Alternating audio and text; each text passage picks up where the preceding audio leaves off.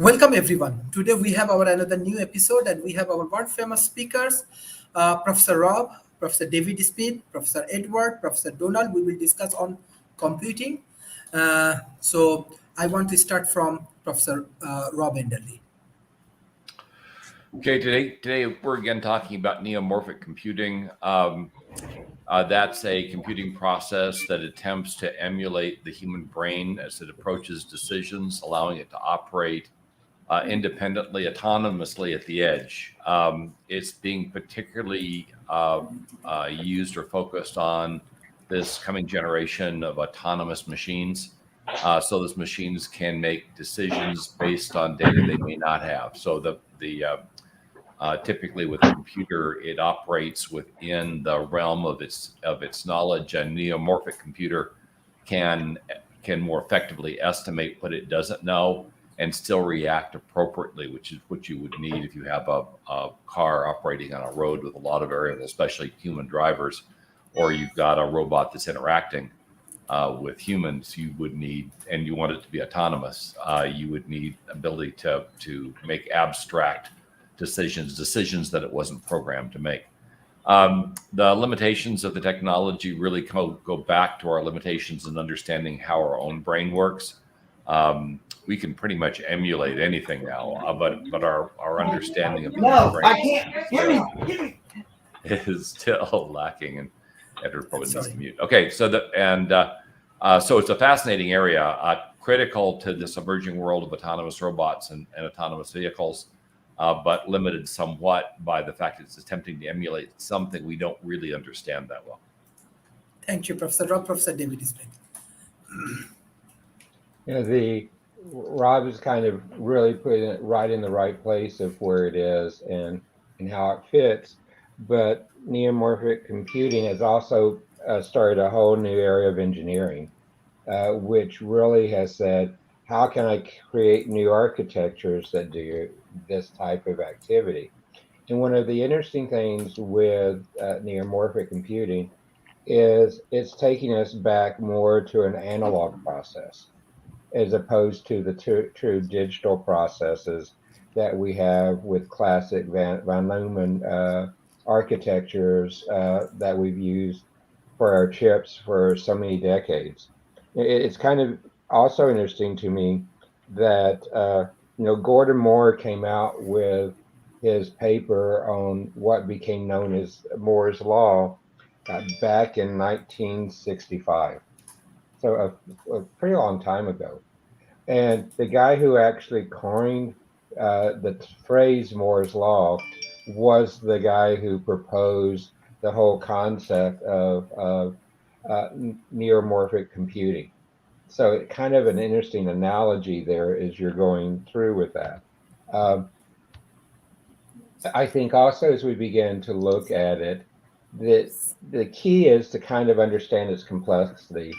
If you look at the human brain, it has more than 100 billion neurons communicating with each other with over 100 trillion synapses, which are the connected roots. And it's very low power.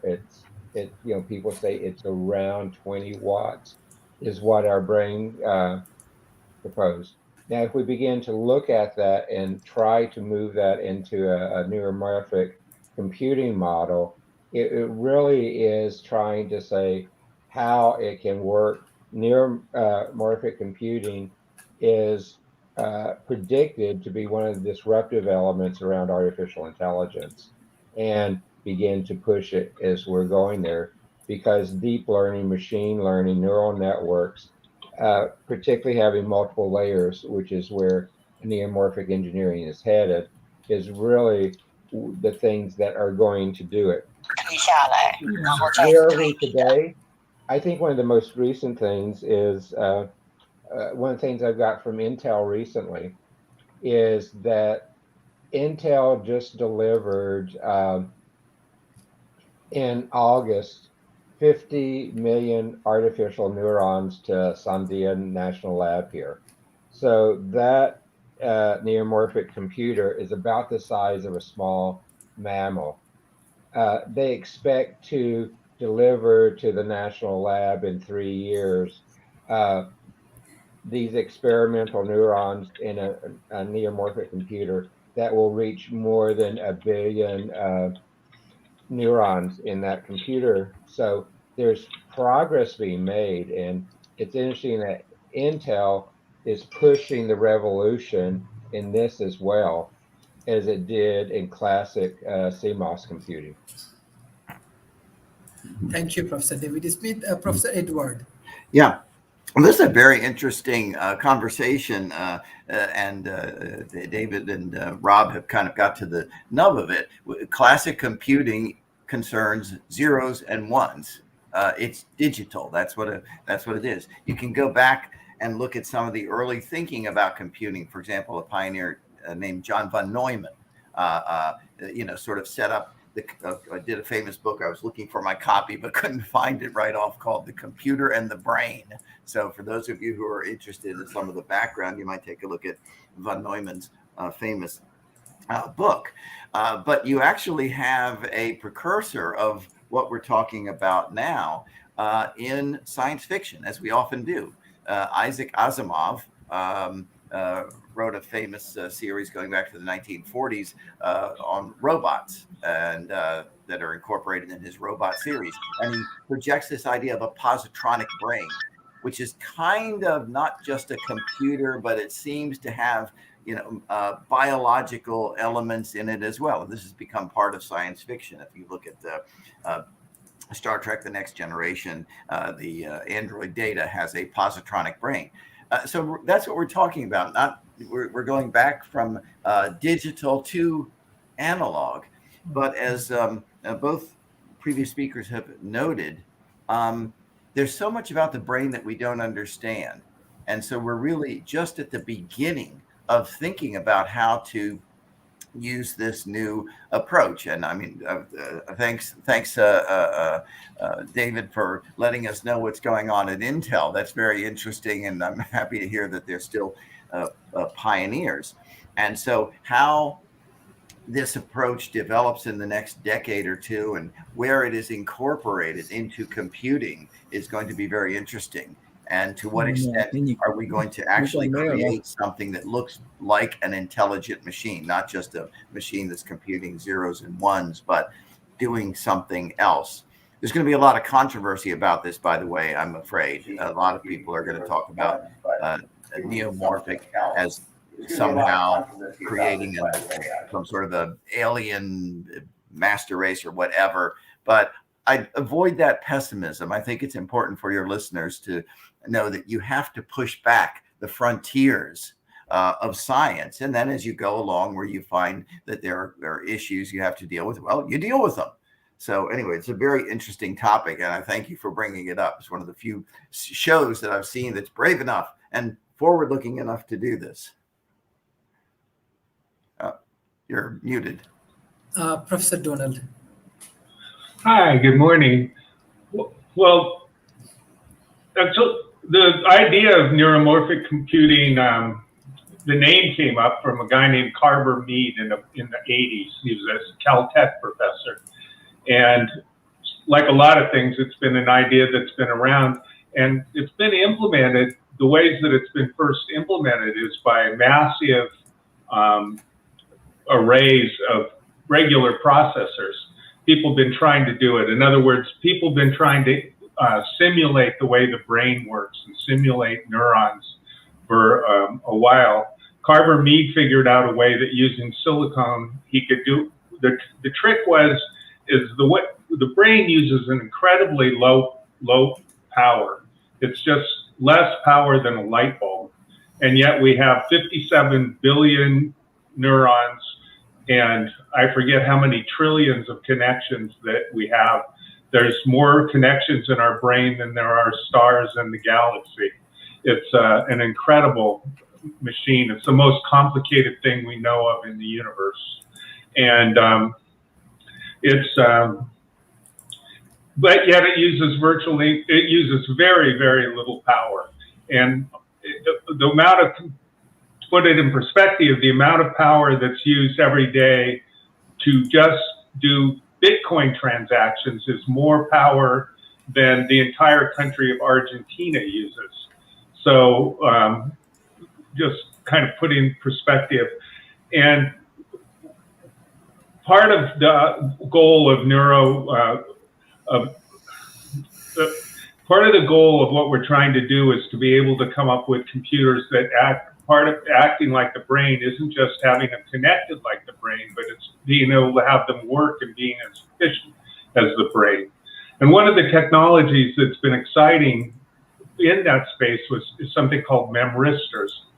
And they've actually been built, but they haven't been able to be built by scale. But to put them in perspective, you could have a Memristor that's the size of a dime that can hold petabytes of data and use incredibly low power. Memristors work in a way that you can basically merge the data and the memory become the same thing. They have their persistent memory like a disk drive, or SSD, but then they work at speeds that are the same as a CPU. So you wind up a lot like a brain, and plus they can, as others were talking about, have signals that are at different levels. So they're just not 0 and 1, but you can have different level signals. That happens sort of in quantum computing too. So we're getting into a whole new way of thinking. And in fact, they developed an operating system called HP was so big on Memristors that they developed a machine called the Machine that was supposedly going to be run by Memristors. And they eventually had to produce it without Memristors, and it's out. But it was they had developed an operating system for it called Linux++. And when you think about it technologically, the way that computers work now is there's one CPU and everybody's competing to use the CPU. So operating systems have to basically take the program, and each program uses the CPU for a fraction of an instant, and then the next one uses it. They take turns, and since the CPU is going so incredibly fast, to you perceptually, it looks like everything's happening at the same time. But with this technology, what winds up happening is everything is happening at the same time. So it's a whole different way of thinking about programming, and they even developed an operating system to do it. But then going back to the idea of how the brain works, the brain does work in ways that are more similar to that, because memory, we don't have a place in our brain where there's memory like stored on a disk drive. Memory is a state of our brain, the way our brain reorganizes itself, and that reorganization of our brain becomes memory. It's not a matter of the memory being in a certain place. And those are things, every day we learn more about how that works. We don't really understand how that works. And one of the things about the neuromorphic computing is that so far we don't understand how the synapses actually change themselves. They actually change in our brains, and we don't know how to do that in neuromorphic computing. So we don't really know how to copy the brain right now. So even though we're getting better and better at doing things that are more and more like the brain, with things like Memristors, where they're very low power, extremely low power, like you could have your cell phone run for a month without recharging it if you were using Memristors. But no, not necessarily. The display will take up a lot of power. But even so, you can use Memristors for the display, and the power would be a fraction of what you're using now. And even though it's still not working like our brain, and we really don't understand how our brain works. And right now, the experiments that are done with it are still done on like machines that are really quite large and use a lot of power. And we're able to basically model the brain of a bumblebee. And so I don't think that I think they're a little bit there's a little bit of hype in this area. It's going to be a while, maybe 10 years before we actually start seeing anything that's like real. So that's what I'm going to say about it. Thank you, Professor. Professor Hak Ching.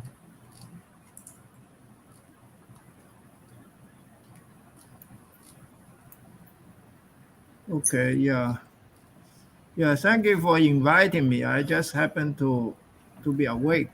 I went to dance last night. Then I took a shower. Now I'm, I'm okay.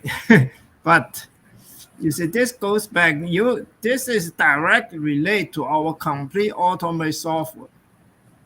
Okay, complete automate software. The technical name was self-generating, and the complete automate and self-generating software system.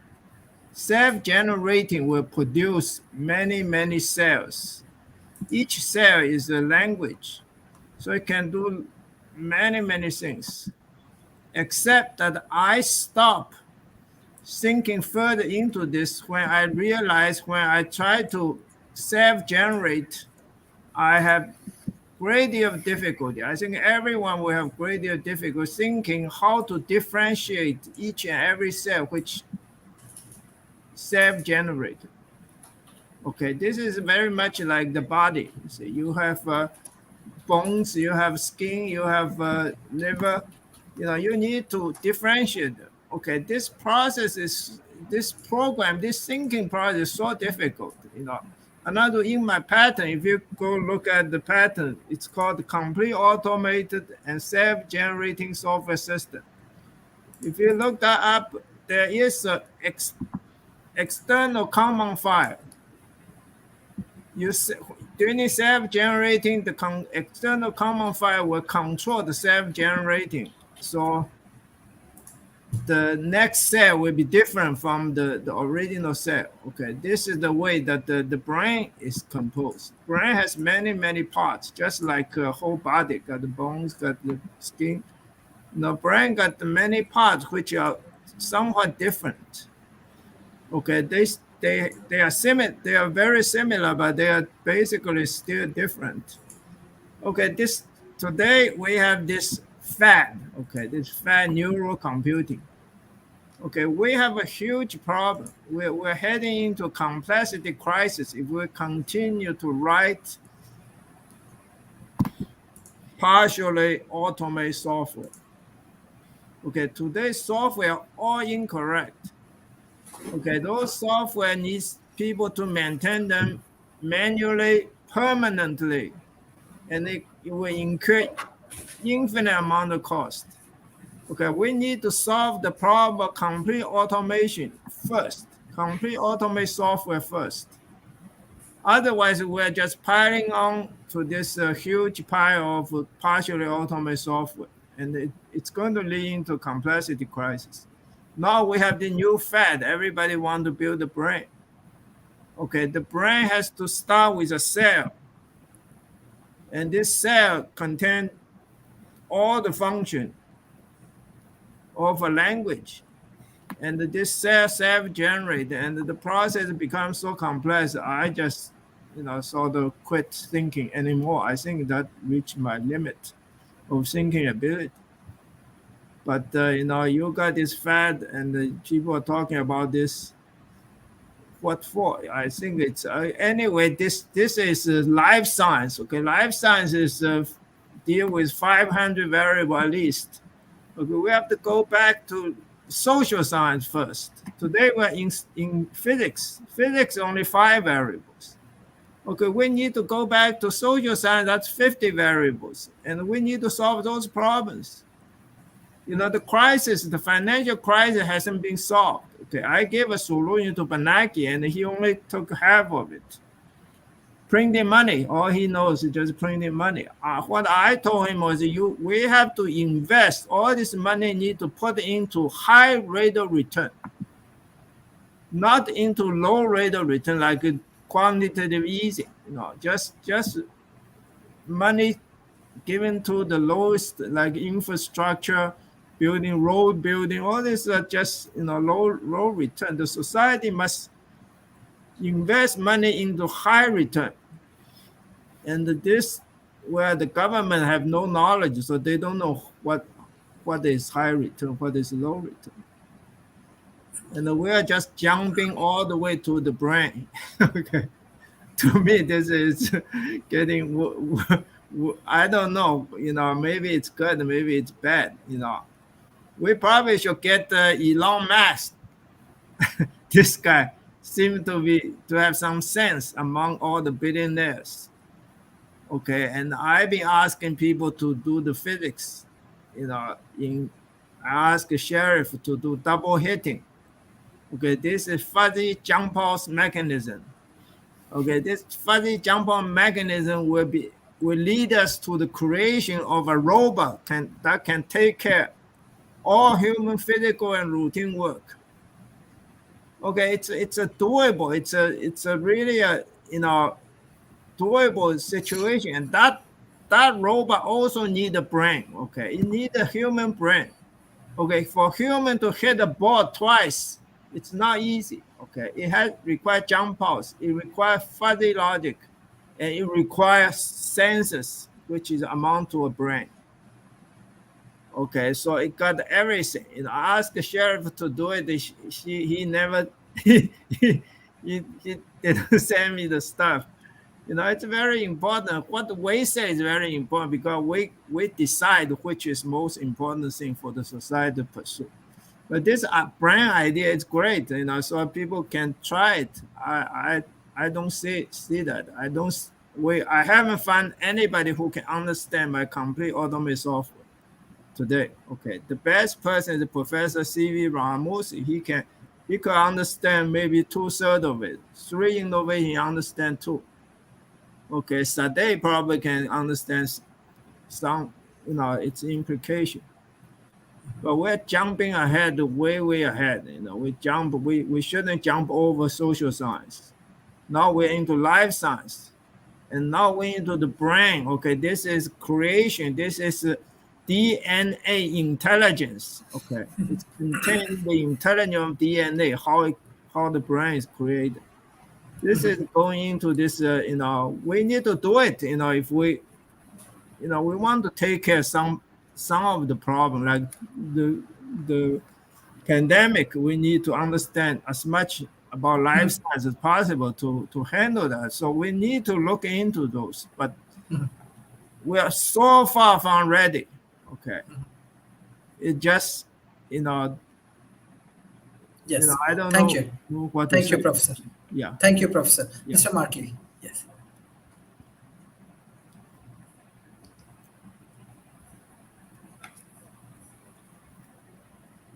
Can you unmute, please, Mr. Markley?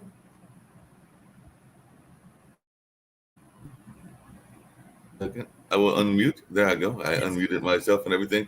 Fascinating conversation. I just popped in to hear some of what was going on with this whole idea of engineering with the brain. And I know a lot of people are very much, like Mr. Ching said, concerned about that and what we were going to do in that regard, and what that will do in the sense of autonomy and control and things along those lines. So I do believe, as he said, that there are probably some more pressing concerns that we need to be dealing with in this world and everything. But I can definitely understand that it is a very fascinating conversation, and I'm actually quite interested in his idea of having gone dancing yesterday. I wish I had done that. That would have been something fun to have done yesterday versus doing all of the work that I was doing yesterday and all of that. But definitely I was checking out the conversation, and I'm just here to listen and learn as good journalists do. So like I said, I will try to find out more, but I do know that from a layman's perspective, a lot of people are concerned about the engineering and how it will impact their lives. And actually I heard that one of your students, or one of the people that are watching and everything, was asking about why it triggers an analog revolution. And my guess is that probably because people are concerned that if we are dealing with something that is very much a primal part of our life, that it can help us in some way free ourselves to go do things that we might want to do that are more pedestrian in nature. So that is what some people may be thinking, is that if we're going to be dealing with these very high tech and highbrow to some people solutions, not saying that it is to everybody and everything, that may push people to go back to the more easier and relaxing days that they remember, even though we do know that sometimes going back in time can also mean that you're going back to some very harsh realities as well. Depends on how far back we want to go and everything, because if you go back too far, then you're heading back to some times when we didn't have as many advances, and we also had some social constraints in the sense of what people were doing to people that were not that great either. So like I said, it can be something that can push us to want to go back to an easier time, but at the same time, we love the things that help us get greater relief. I know me and David yesterday were talking about how everybody loves those Rumpa vacuums, because they can not have to do as much vacuuming as they would be doing the old-fashioned way. And I think he had even mentioned a mop and some other things that might be able to do things that are very things that we don't, as a general rule, like to do. Even though me as an individual, I sometimes actually enjoy some of those things. Like I will sometimes enjoy dishwashing just because it can be something to relax the mind and things along those lines. But I do know that we as a species like to find things that can ease our day and therefore relax our day, and then get us to go back to doing some more relaxing things. Maybe that's like going camping or going on a jog or some of the other more analog like things that exist in our life. So that'll be an interesting thing to see in that regard. But like I said, like a good journalist, I'll just sit back and listen, and if I hear anything that like has me go, hey, wait a minute, what are they talking about? Then I may ask a question or two in that regard, because that's what I do here with you and everything, Sharif.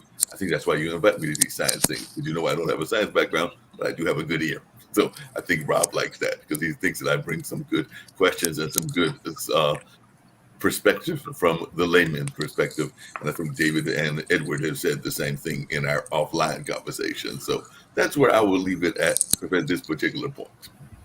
Thank you, Mr. Martley. Professor Paul, we are discussing about neuromorphic computing. If you want to add something, so how it will be helpful for your climate change analysis, or how you want to relate your expertise. Well, I'll, yes, sorry I'm a bit late coming on. We're having a bit of a snow storm here in Ottawa, just a small one. But anyway, with climate change, we really need to change the thinking that people have. The, our consumerism at all costs, economists saying that the economy has to grow forever. GDP, they like a rise of 2 or 3% per year, and that was fine when population, when the global population was relatively low, and we could have population growth, and if that's a percent or two per year, then clearly it should be quite easy to get GDP to grow that way. But we need to have different metrics for, GDP is a very poor number actually to use. I think things like gross national happiness needs to be measured and quantified. And, we clearly can't keep consuming and sending emissions, higher and higher and higher. I mean, we're at 40 gigatons per year CO2 emissions. That's changed the chemistry of the atmosphere and oceans, and we have a huge climate emergency on our hands. So we need different types of thinking to address the problem. Like it's not going to happen with our present the present way that we do things. So any way that we can utilize computing power, as a tool to, take us on a different path, whether it be changing the thinking of the brain or using artificial intelligence to, start addressing the problem, any of those things will help. So, that's about what I want to get people thinking about here. on the panel and in the audience. So thanks for doing these sessions again, Sharif. Thank you, Professor. You bring very important point: gross national happiness. So, happiness report until 2017 and 19, Finland number one. Then number two, Denmark. Number three, Switzerland. Number four, Iceland. Number five, Norway. So this is very interesting. This is really interesting. So hopefully we may learn something about Finland from Professor Donald. Professor Rob, our questions to you, like if you discuss some point about uh, like what is the neuromorphic architectures and what is the future of neuromorphic computing. Well, the architecture of neuromorphic computing is, as I believe Donald pointed out, is an effort to try to do the calculations within the memory itself, so you hold down latency and reduce the power consumption of the overall effort. The neuromorphic computers tend to be relatively complex because you're attempting to emulate the way the human brain works, and that makes for a very complex processor. The Intel was also mentioned, the Intel Low-High processor, which is designed specifically for neuromorphic computing, is in market. Much of this is in the early development phases. The biggest promise, at least to me, for neuromorphic computing is creating a better man-machine interface, where you move into conversational computers where you can interface with the computer just as you would interface with another human being. The problem with computing since the beginning has been much of the effort goes into training somebody to talk to a computer the way the computer wants to be talked to, and we're not built that way. So a conversational computer using a neuromorphic engine should be able to converse with you as you would converse with somebody else, and that interaction means far lower training. Granted, like improving conversational skills, it wouldn't be without training, but those conversational skills could cross over and help in other aspects of life. It's interesting to note that early on, a lot of the work that went in neuromorphic computing was analog, but since it's gone to a largely digital base, you're dealing with analog information, of course, with the neuromorphic computer, but the back technology has been increasingly digital. I'm guessing predominantly because that's what we know. But that was the evolution of the process. The big concern with regard to neuromorphic computers as they expand out and are put into broad use is ethics. It covers robotics, it covers autonomous driving, it covers decision making, and this concern that we're creating a large number of unethical computers that have been intentionally biased in some way or another, and will then make predictable mistakes or even unpredictable mistakes given the nature of the computer at machine speeds is currently a fairly big concern, with a number of groups arguing that we need to put in place protections for that to happen. Particularly concerning is the use of neuromorphic computing in weapon systems, and the idea of making them autonomous and operating at scale, because if those systems get out of hand and for whatever reason misact, the amount of death and destruction some of them could cause would be significant. So those are the kinds of things that are going on. And as you mentioned, at least for me, it's the conversational computing aspect of this that holds the most near-term promise for the greatest overall impact, by allowing people that currently can't work with computers because they won't learn the skills to work and interface with computers, just like those of us that have learned the skills, and that could broaden the efficacy of computerization of a number of things and allow us to do automation at a scale we've never done before. So interesting topic. Thank you, Professor. Sharif, Yes. I wanted to ask, what was our last guest? Paul something, because I just noticed something and I just looked it up in the U.S. states as well, which I actually found fascinating. And it actually comes back to the brain and everything. Why do you think some of the happiest places in the world are also some of the coldest places in the world? Because every place that you just named is very cold. And when I looked at the list here in the U.S., Hawaii is the number one place, and that's definitely a very warm place. But then I see Utah, Minnesota, North Dakota, Iowa, and Idaho in the list of places that are the most happiest. And I'm going like, I don't know that I want to live there, because those are some kind of frigid, cold places. And you definitely mentioned Finland and Norway. And when I think of those places, while I love a lot of their freedom of like the freedoms that they allow people, because there are some very tons of Scandinavian and Nordic people in those places. I have a friend in Finland who says there's more Pulkkinens in the northern peninsula of Michigan than there are in Finland. Wow. That's his last name, Pulkkinen. He's from a friend of mine from Finland. So, but I can tell you why Finland's the way that it is, but it's not. It's a longer story and not useful for this show right now. But yeah, we can talk about it offline. I have a few theories as to why that's the case. Apart from being the culture of the places and the way people think and their government, I think that when places are colder, it forces people.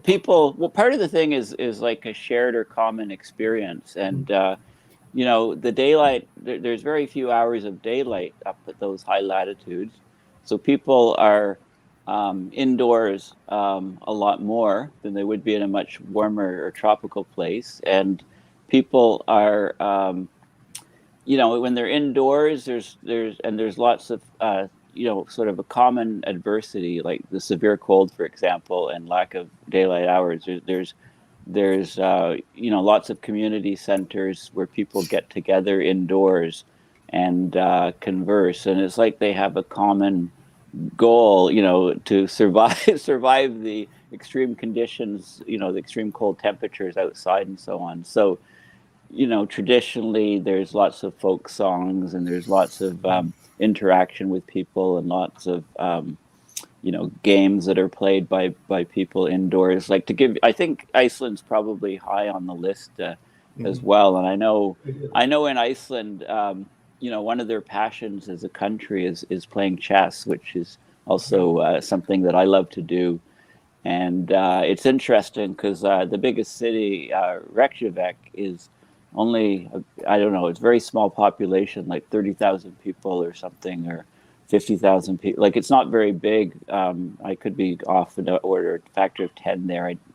But they have the highest per capita number of grandmasters, which is the highest level of chess in this place. And it's, what else do you do in the cold, dark winter when it's dark, 20 hours a day sort of thing. So the sense of community is very, very strong in these places. And I think that's the key factor for happiness. People, that makes sense. And along those same lines, will we be more happy if Bill Gates is correct? Because Bill Gates just recently said that he thinks that in the next 2 to 3 years, we're going to be having most of our office meetings in the metaverse. So coming back to our whole conversation around computers and neuro and all of that. So he has stated that he thinks that most of us will be having our office meetings in the metaverse versus actually going to the office. So does that mean we're going to be happier? Well, there's something definitely missing when you're on a Zoom call versus when you're in a face-to-face meeting. So, many of us have been on Zoom calls quite frequently for the last several years, especially. And just about a month ago, I was in Glasgow, Scotland at the COP26 climate conference. And I must say, it was very nice to mingle with people. I think a lot of people that were attending were, felt the same way. It was the first travel they'd done in a few years. And it was the first interaction with large groups of people on press conferences and panels and meetings and so on. And there's definitely something missing with the Zoom, sort of the online experience. And one thing, I presume that things like Zoom are working on enhancing the Zoom experience, maybe having 3D capabilities. So, split screen, maybe you wear polarized glasses, and so that you see people in a 3D sort of environment. And also things like some of the game interfaces are very fascinating. When I say game interfaces, I'm talking about games like bridge and poker online, because there's some interfaces where you're actually sitting all around a table, and there's a little icon of your image at a different location on the table. For example, think of a poker game where people are all sitting around talking and chatting, and there's little images of all the people that you're interacting with.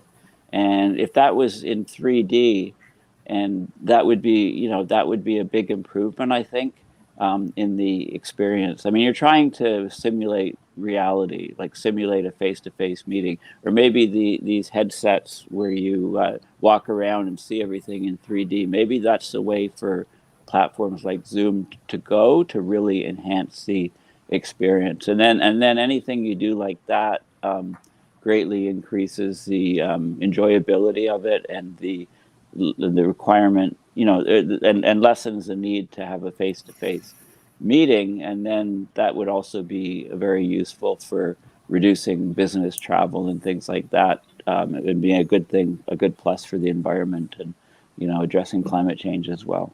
Hey, Sharif, I'm turning it back over to you, but it looks like Mr. Gates Yes. also said that we need to look at new technologies, including what you're talking about, because he said that the new generations need to be kind of like identifying with these new things, because he said we might need to look at synthetic meat, energy storage, and new ways of making building material. So therefore, he's saying we need to look at these things in order to go into climate change, which is what your panel is about. I'm turning it back over to you. Yes, thank you. There are more questions from audience. I want to ask Professor David Smith. Onika Shams, good day everyone. What does neuromorphic engineering trigger an analog revolution? Professor David Smith.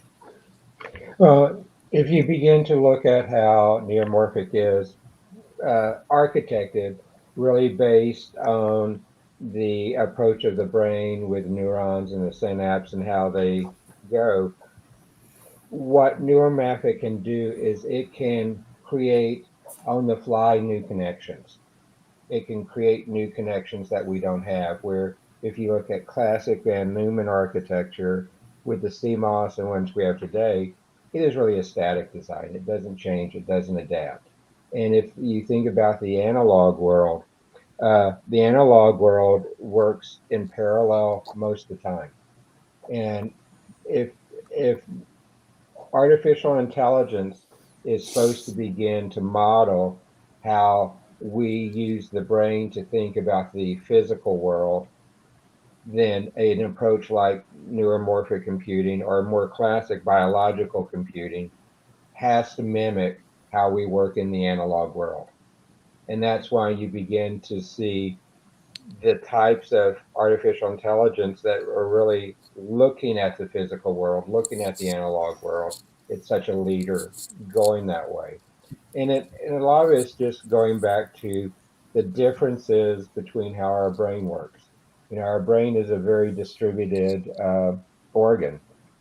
It's not a single thought process, and a lot of it works in parallel in places that we don't realize it does. I mean, you don't have to sit with your brain and go, okay, brain, I want my heart to beat. I want to breathe. I want to, if I touch something hot, pull my hand away from it. Those are the type of classic computing your brain does in the background. Neuromorphic computing is hopes to be able to do that type of processing as well as it matures and gets larger, as you look at the number of neurons and the number of synapses that it has available to use. Thank you. Professor Donald, I just want to take some questions from audience. Okay, Nur Fazrin, thank you for your questions. How the future of computing will look like and how it can compete with human? Well, I don't really, I'm not a, a fortune teller. I'm a scientist.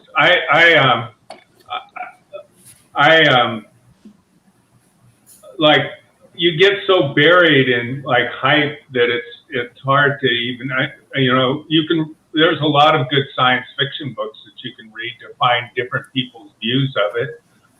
You know, I'm just reading a really great dystopian science fiction book, which is the first dystopian science fiction book. I can't remember the guy's last name yet, but it's called We. And it's the book that George Orwell read that caused him to write 1984. It was it's a Russian guy. His first name's Evgeny, which is basically Eugene. And I can't remember his last name. But it's yeah, it's a great book. I've been reading it. It's wonderful. I highly recommend it. It used to be that books would lie around on your desktop, you know, and you know, on your shelf, and you carry around with them, and you'd see the guy's name on the cover over and over and over again, and you remember the name.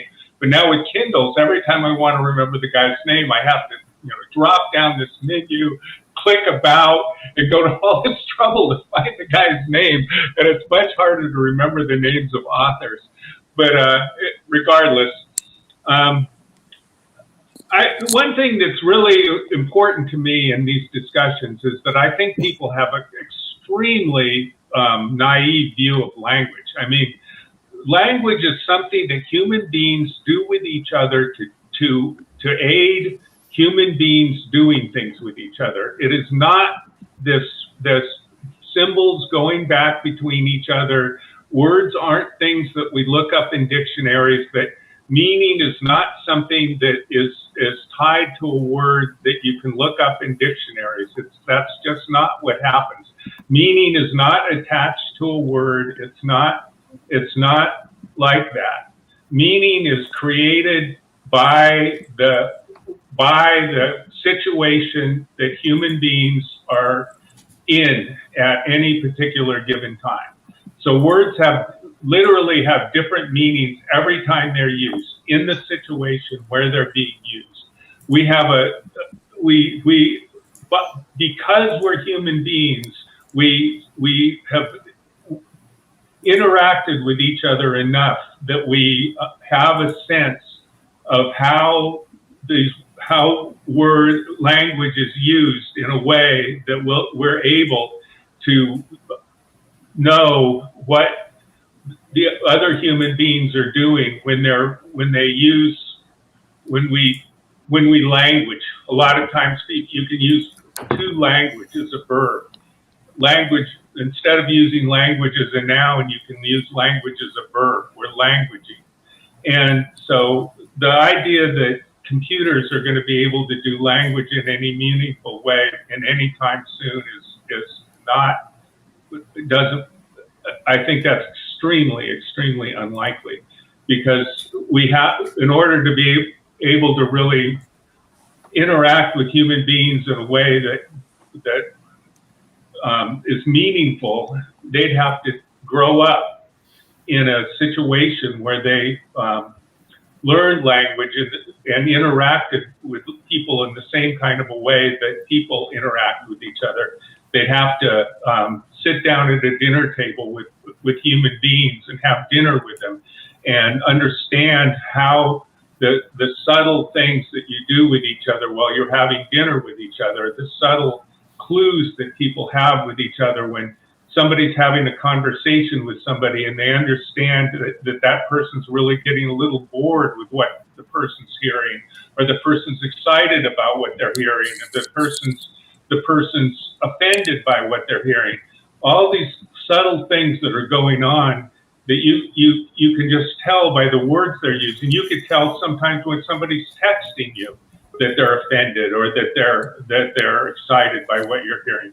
There's all these subtle clues that are going on that we don't even really know are there. All of a sudden we're discovering, oh yeah, wow, this incredible thing that human beings are doing with each other. And so if we look at the level of the brain and we say that, okay, well, we should look at the social first and the brain second.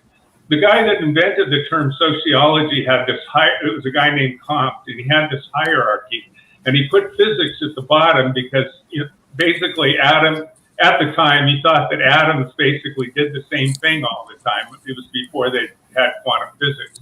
And he felt that they were really quite simple because they were, chemical reactions were much more predictable than human beings. And when you get to the level of maybe even neurons, they're more predictable than human beings, because human beings are looking at their futures. They're imagining different realities, different possibilities, and they can have different views of what's going to happen to them one day or the next. Whether they've had breakfast and their blood sugar is high or their blood sugar is low, they're going to have different views of what's going to happen to them, and the meaning of what's going around, if they're tired or not. And there's billions of us, and we're all interacting in these complicated ways. So human society is so incredibly complicated. We don't even know what we're looking at. And so, and that's where language exists. It's within that. And so I think I think that computers are really, really valuable, and things like this neuromorphic things are ways that when we get ideas about what we're doing, we can start to model these things and find out where we're wrong. And I think that that's one of the most wonderful things about neuroscience, is that we don't really, we have a little bit of positive knowledge saying, okay, this is what's actually going on, but more we're learning that, hey, we thought this was what's going on, and then what we're finding out is we're wrong, and we have to guess again about what's going on. It's more we're learning what isn't going on, which is incredibly valuable. I mean, because then we can start refining what we're thinking and start learning more about making better guesses about what's going on. I want to say that, I lived in Finland, and I did and still do sociological research in Finland. So I know, more than the average bear about Finland. I also hear talks from other people that are doing research, and both psychological and sociological research in Finland on an ongoing basis. And one person I work with is doing research on suicide rates, why adolescents commit suicide in Finland, and he compares it to the older people, why they did it, and things like that. And one thing, it was close in the Nordic countries. You've got to remember that, like in Finland, the sun basically doesn't come up it barely comes up for months and months and months. And so you can't grow anything. So you have to figure out what you're going to do about having food. And the Finns actually get kind of isolated because it's very sparsely populated. And it's really tough to get around when it's, 40 below zero and dark. So they tend to be in these family units, but they do try and help each other. And so they have systems where they're very much help each other. And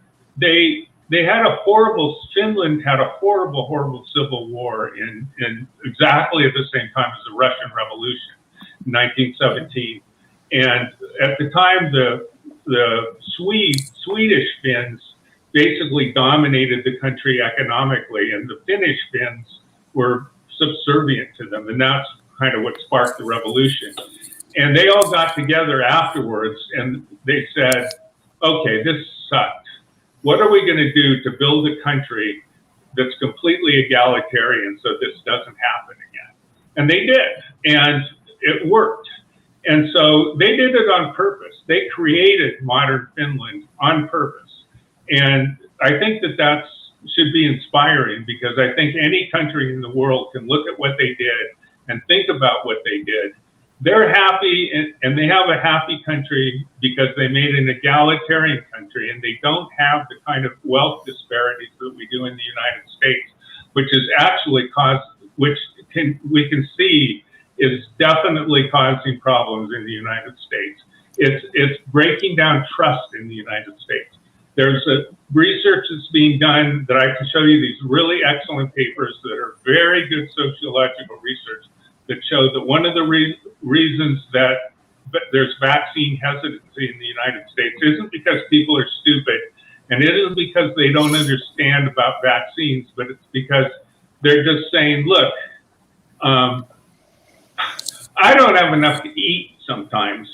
The place that I live doesn't have heat. I mean, you know, I've got so many problems. What difference does it make whether I get vaccinated or not? I mean, why should I believe a government that doesn't provide, you know, I don't have health care from them anyway. What's this thing where all of a sudden they're telling me I should get vaccinated? Why should I trust them? Why should I trust these people who've got, you know, so much money that no one can even understand it?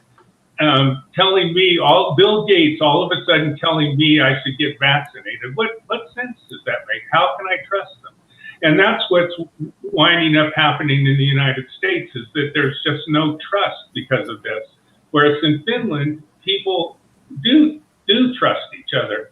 And that's, I think, you know, a very important key that part of society's glue is trust. And I think that that's something that is an answer to that question. Yes. And so I'll move on from there. Thank you, Professor. Thank you, Professor. Professor Hakting, because we have to conclude the session. Before that, I want to give chance, Professor Hakting, what are the major purpose of neuromorphic revolution? Yeah, okay. I like to bring out one point, extremely important. To me, it's the most important point, you know, right now I'm working on. You see, after listening to all you talk about this, you see, the point is, you know, we are replacing the foundation of knowledge from exact logic to fuzzy logic. Okay, this brain talk is definitely fuzzy. Okay, in fact, all the life science is very fuzzy.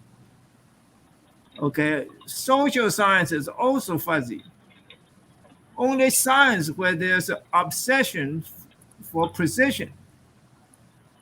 Okay, why is fuzzy logic the foundation of knowledge?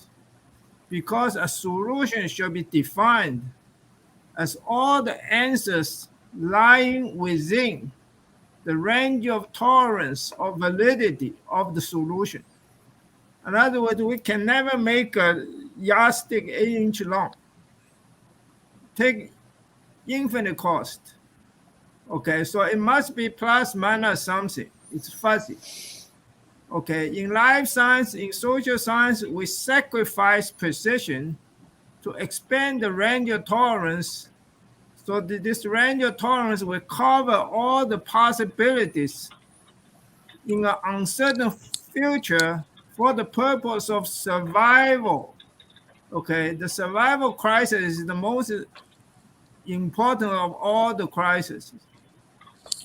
You see, we need to expand the range of tolerance. In other words, tolerance, you know, in this audience, we are very tolerant. Okay, we discuss different things. Okay, so I'm the heir to Lord Fisadeh, the father of fuzzy logic. So I'm sort of responsible to continue this. Actually, you know, it used to be a debate. I don't think now it's a debate. I think most people, when they listen to me, they pretty much believe what I say, you know.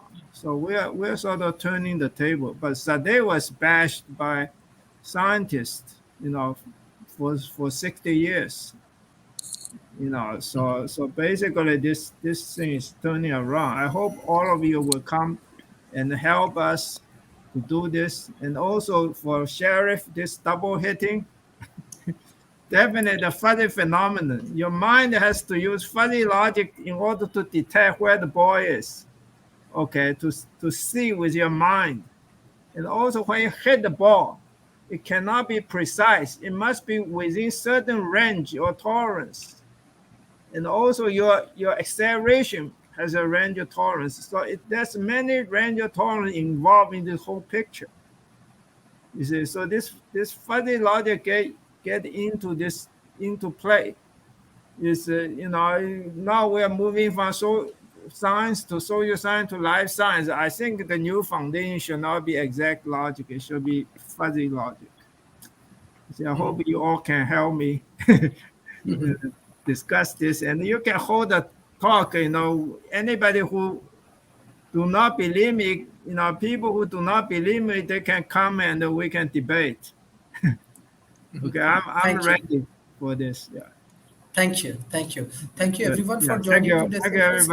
everybody. Yes. I directly want to go for the concluding remarks with one question. Mahdi Hassan, his question is, why is neuromorphic computing significant in modern life? And from my side, I want to know what will be the concluding remarks for today's session. I want to give chance Professor Paul. Yes. Great. The fuzzy logic thing is perfect. I mean, think of a baseball game where the ball is hit and the catcher in the outfield is trying to catch the ball. His purpose, so he has to try to figure out the trajectory of the ball and determine. The brain quickly computes roughly where the ball is expected to land, and he has to run to that spot and react very quickly. Have small corrections, right? There's imperfection and uncertainty. There might be some air currents, the ball's spinning, it's got rough surface, it can change location. So there, it's a huge, very complex problem, and the human brain, is very good at that, and it's very difficult to get machines to do that. I want to just expand on what Donald was saying, excellent points about language. I mean, he's talking about, communication is much, much more than language. Language is just one component. When you're talking with somebody, there's facial expressions, there's body language, there's eye movements, there's tone and inflection of voice. There's many different factors that, we pick up on as humans when we're communicating with other people. And this is a reason why, face-to-face meetings are generally, much more productive than just seeing somebody's 2D image on a video screen. And this is why, the type of headsets that allow you that 3D capability, I think that's just the next step for all of these calls. And I'd also like to point out that the harmony of the voice is very important. The change of the tone and the pitch, and this then leads to music, right? I mean, humans love music. People say that music can be the window to the soul. When people get very old and are starting to lose their marbles and they're in homes, their Alzheimer's patients will lose the ability to speak and converse and think clearly, but they still recognize songs that they've heard throughout their life. And with headsets playing music, it can be it can help build up neurons in the brain and be used as a therapy. So the idea, so these sort of elements are all part of communication, and they're all part of how our brain is structured and so on. So these are areas that we really need to make big improvements with computers and AI, as far as the communication aspects are concerned. And then once you have much better communication with people, between people, thinking world leaders and things like that, you can, you can hopefully get better communication, fewer misunderstandings, and less risks of wars and things like that. And also the ability to communicate problems like climate change become easier because climate change is a perfect example of how communication can be completely distorted. If you have bad actors, that push out propaganda and try to push a company's agenda, like oil and gas and fossil fuel industry, for example, saying, putting all the doubt about climate change, they're using PR public relations techniques and propaganda, etc. So, it's always a double-edged sword, any technology. So the ability to communicate better and have, neuromorphic computing, we can use it for good, like any other thing, or we could use it for bad. So we have to, ensure that the uses for good far outweigh any uses for evil intent. Thank you, Professor Paul. Professor Rob, what is your concluding remarks? And if you want to respond this question from Mahdi Hassan, why is neuromorphic computing significant in modern life? Well, it's not that significant now because this is an emerging area. We don't have many of them, but it will become significant. These will be the systems that sell us things, that interact with us. It's the coming evolution of the voice response systems that we currently so love to hate in the market today, and turning them into something that is more powerful. A few years back, I was told the story of a Watson-based system where a lot of the callers attempted to ask the system out, thinking it was a real woman, and it wasn't. It was a computer, and the underlying capabilities that we're going to have going forward, and where the focus should go, really goes back to my comments with regard to ethics. As we develop these things, making sure that they behave in a way that's conducive and helpful for the human race, and not damaging, will be critical. That's the area of research that I'm most interested in at the moment, because I think we need greater protections against the coming wave of artificial intelligences that are not being developed ethically, and clearly need to have defenses against the weapon systems that are being created that use these enhanced capabilities. So the promise of the systems are really good. The danger of doing it wrong are fairly significant, and we probably need to focus on mitigating that danger before it becomes real. Thank you, Professor. Professor David Smith, what's your concluding remarks? My comments on this is I agree with Rob, is that we're in the early stages of this today, that it's going to become more important because, if you look at the current CPUs and GPUs and the promise of quantum computing, they've brought supercomputing to really exceptional levels and have brought tremendous growths in what we can do, particularly in AI and other areas, but there's still shortfalls that are there. And if you look at machine reasoning, the transfer of learning is part of the processing capability. And, these other computers are big. They take space, they take a lot of power, as others have said. And what we're seeing with neuromorphic computing is it's the ability to facilitate some of the highest computing speeds that we have, while reducing the need for really bulky computers, dedicated buildings, and creating them there. Plus, we will be able to do things in a massively parallel manner. And we can have multiple processes interacting with some of the same sensors and things that we tend to have to do more serially in classic computing, where we can do it massively parallel with this. Also, as I begin to look at some of the differences you see there, I had the privilege in my career to have led the first semiconductor roadmap. I was one of the two leaders. And Gordon Moore was the chairman of our first roadmap in the semiconductor industry. And Gordon, one of his comments really was kind of interesting to me. He went back and you modified a Winston Churchill quote. It's not the best solution we have. At classic computing, biological computing, nanomorphic computing is not the best solution, but it's the best that we have. And he said it takes multiple types. It's just like there's more than one type of individual, more than one type of machine. It's going to take multiple types of computing approaches to solve the problems that we have on our plate as the world becomes more complex, as it becomes more connected, and as this rate of change dramatically accelerates. So I believe that we need to have a neuromorphic computing as part of our toolkit, just like quantum computing should be part of our toolkit to solve the complex problems that we're going to have to solve in the future. Thank you, Professor. Professor Donald, what's your concluding remarks?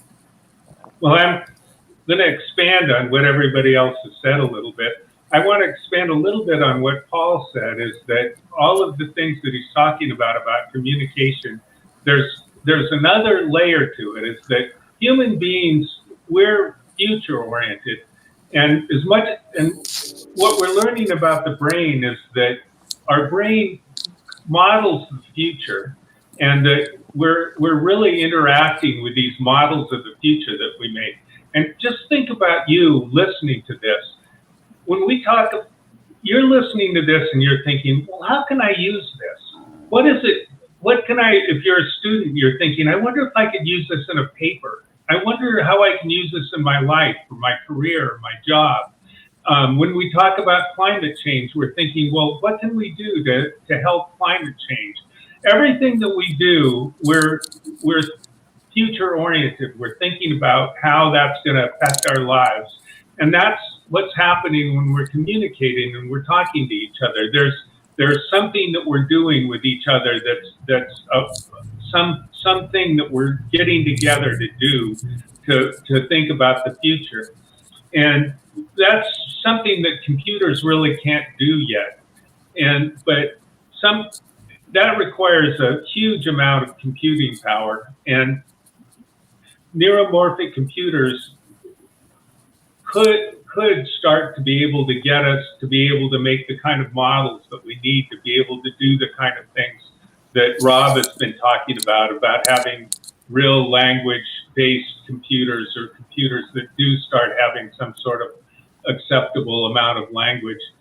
And as I said before, they're something that we can start using to be able to help understand ourselves better, because we don't really understand how the brain works much at all.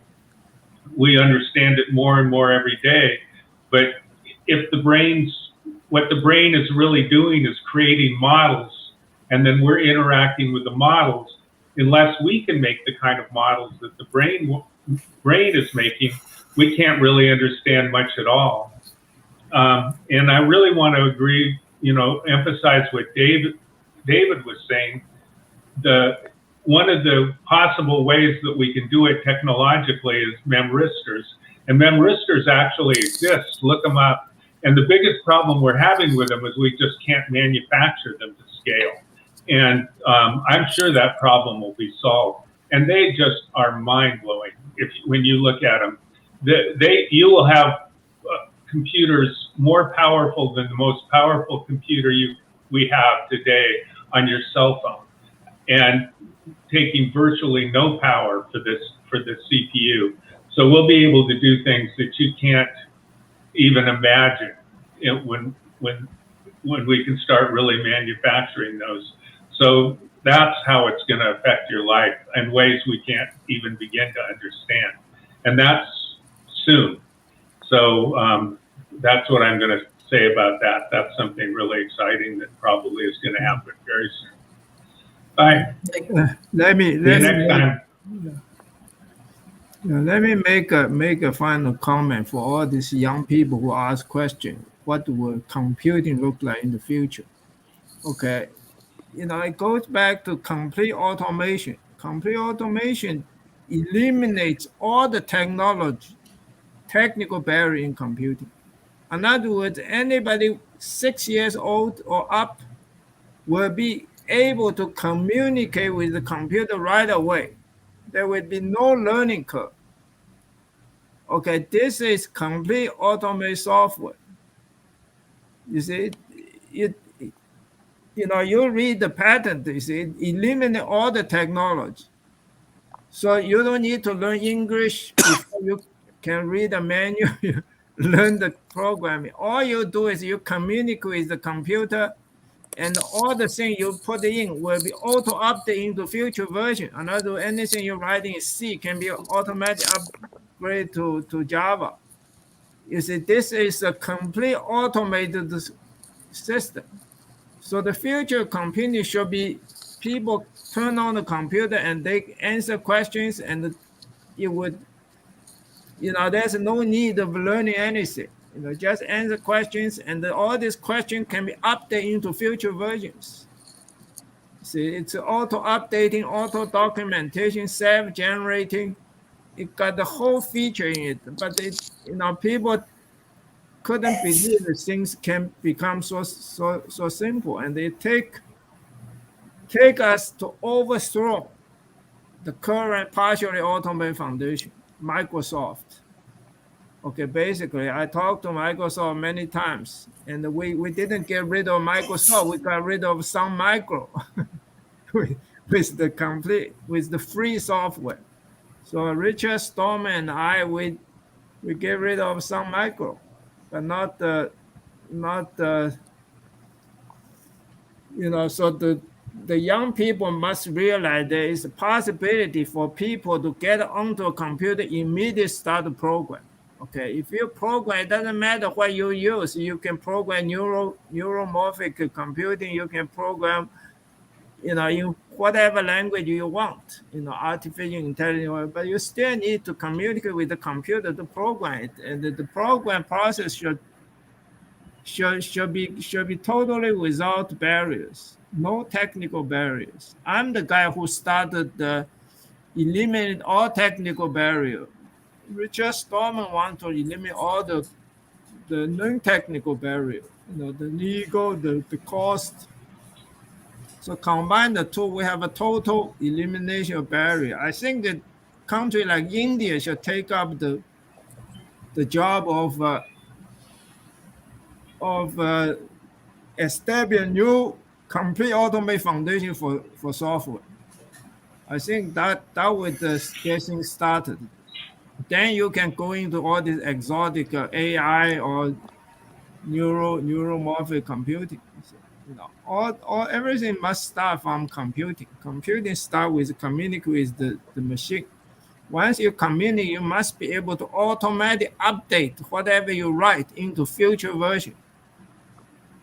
I define the problem, I solve it, and so the world, if they need it, they should look at that. And the young people should at least realize there is somebody who have this plan.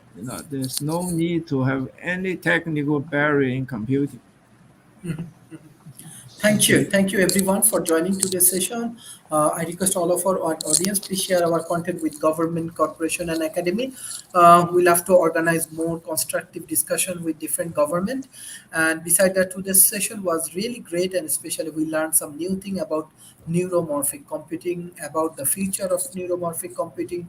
Beside that, we learn about climate change, and most important thing is World Happiness Report. This is also very important. I think we need to engage with this kind of discussion, and which will help us to understand different cultures and engage, and we can engage with different developing nations through this process. Thank you, Professor Rob, Professor David Smith, Professor Hak Ching, Professor Paul, and Professor Donald for joining today's session. Thank you. Bye-bye and take care. Okay. Bye. Goodbye. Thanks. Bye. Take care.